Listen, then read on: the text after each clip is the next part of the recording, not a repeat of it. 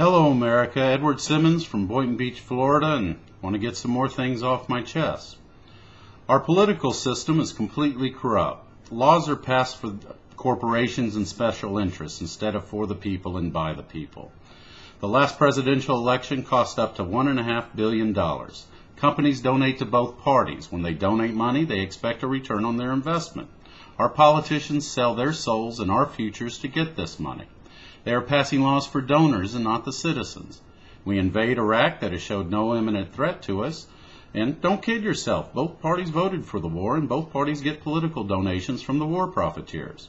We have political donors being rewarded with new laws, prominent positions, and ambassadorships. Are they the best that America has to offer? I sincerely doubt it.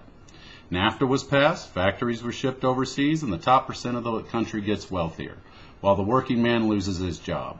Tobacco companies are sued for billions for adding chemicals and addictive additives, but no one forces these poisons to be removed. Banks and unions are being rewarded with our tax dollars in the form of stimulus spending because they donated massive sums to our elected officials. Credit card companies are giving college freshmen $20,000 credit limits without ever having a job. They make 40% of their profits on late fees and over-limit fees. What do our politicians do? Change the bankruptcy laws to favor the banks. Insurance companies are buying up hospitals, a serious conflict of interest. They ignore illegal immigration that costs the American people jobs, it increases the crime rate, and they cost us about $1/3 trillion a year without circulating their incomes back into our economy. They spend our Social Security retirement money on pet projects and are making no attempt to pay it back or fix the system. There are steroids, hormones, and antibiotics in our beef and chicken to increase profits.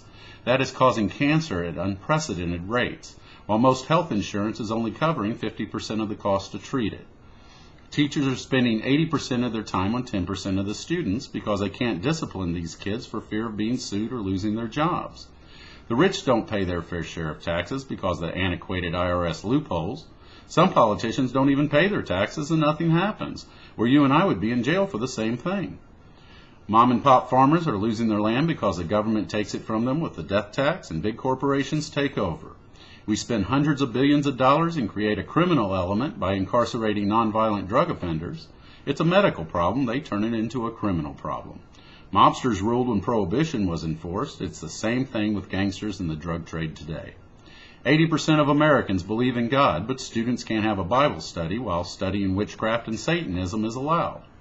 The press keeps any qualified candidates from running for office because they focus on destroying the candidates' lives instead of the issues. We get our news and information from just a few entities with their own agendas. We have China and India about to drill oil 60 miles off the coast of Florida with the help of Cuba, where we won't allow ourselves to drill, with OPEC ready to cut our supply at any moment because of our involvement in the Middle East. I propose the American people rise up and not allow any corporate, foreign, union, or special interest donations into our political elections. Require every TV station and newspaper to print exactly what the candidates have to say, and have a mandatory series of televised debates 3 months before the elections. What other job can you spend half your time away from your desk to raise money for yourself without tackling the responsibilities that you are hired to do in the first place? Install a flat tax or a consumption tax and abolish the IRS so everyone pays their fair share, and exempt the poor and the disabled. Don't allow insurance companies to buy hospitals. Have every hospital in the nation use medical students with expert supervision to create preventative and normal medical assistance to the poor and indigent. Right now, the poor, illegals, and uninsured are going into emergency rooms, the most expensive form of health care, to treat a cold when they can't get inexpensive vitamins, non-life-threatening treatment, or preventative care at all, and we're paying for this, while the hospitals profit by deducting the expense from their taxes. Stop the outrageous medical lawsuits that prevent our best and brightest doctors from areas of practice like surgery and childbirth. They won't have to pay hundreds of thousands of dollars of malpractice insurance each year, keeping them from doing what they are best at. The consumer ends up paying for this expense anyway. Let teachers discipline kids. If a student is unruly or disrespectful, banish them to a smaller class monitored by college students studying to be teachers. Compensate the college students with interest-free loans or free college if they choose that profession. If that doesn't work, require parents to be responsible for their children's behavior.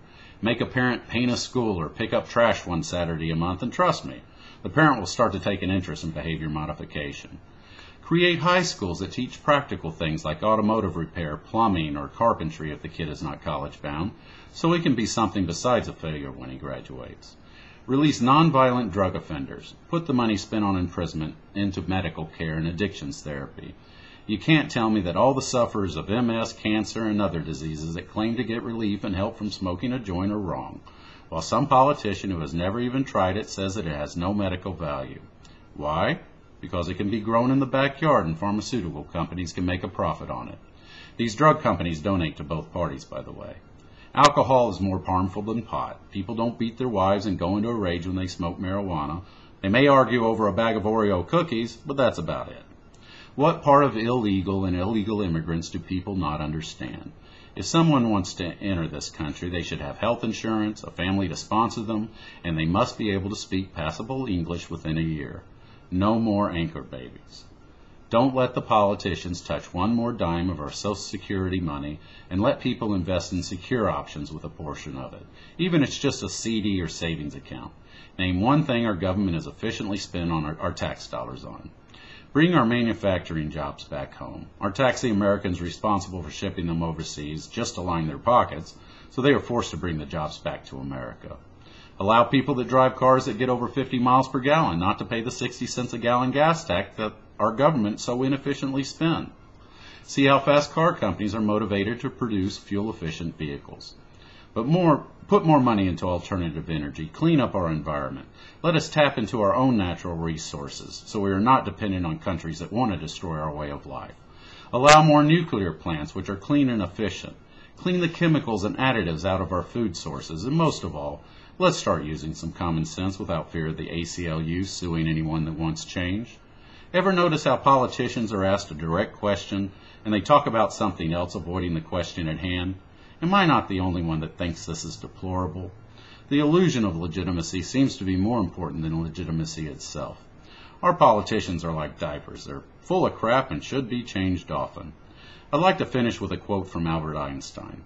The world is a dangerous place to live, not because of the people who are evil, but because of the people who don't do anything about it.